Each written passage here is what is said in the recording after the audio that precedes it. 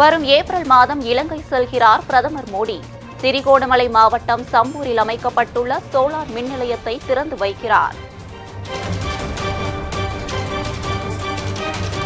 விவசாயிகளின் வாழ்வு மேம்படும் வகையில் 45,661 கோடி ரூபாய்க்கு வேளாண் பட்ஜெட்டில் திட்டங்கள் அறிவிக்கப்பட்டுள்ளது. தமிழ்நாடு முதலமைச்சர் மு க ஸ்டாலின் பெருமிதம்.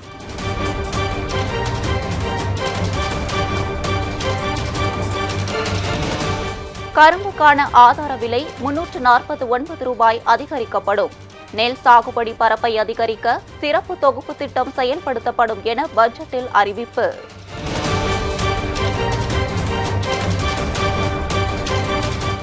பயிர்க்கடன் வழங்கிட வரும் நிதியாண்டில் 17,000 கோடி ரூபாய் ஒதுக்கீடு. ஒருங்கிணைந்த தென்னை வளர்ச்சி திட்டத்திற்கு 35 கோடி ரூபாய் ஒதுக்கீடு.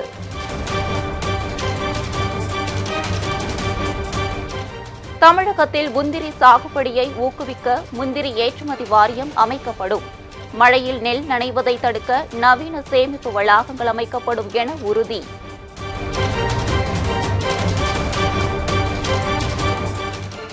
வேளாண் பட்ஜெட்டின் ஒரு சில அம்சங்களுக்கு டெல்டா விவசாயிகள் வரவேற்பு. நீண்டகால கோரிக்கைகள் நிறைவேற்றவில்லை என தென்னை விவசாயிகள் அதிருப்தி.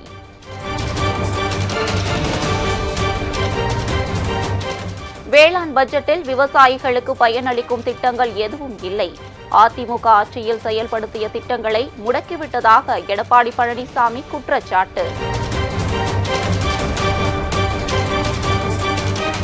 மத்திய அரசின் 70% திட்டங்கள் வேளாண் நிதிநிலை அறிக்கையில் இடம்பெற்றுள்ளது. பிஜேபி சட்டமன்ற உறுப்பினர் வானதி சீனிவாசன் கருத்து.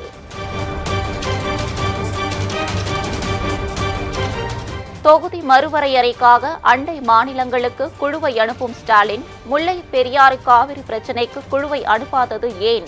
தமிழிசை கேள்வி.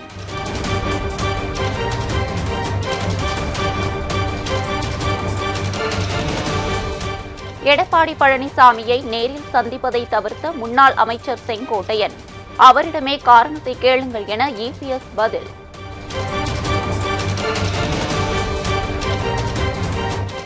தமிழ்நாட்டில் 17ஆம் தேதி முதல் 21ஆம் தேதி வரை ஒரு சில இடங்களில் மிதமான மழைக்கு வாய்ப்பு.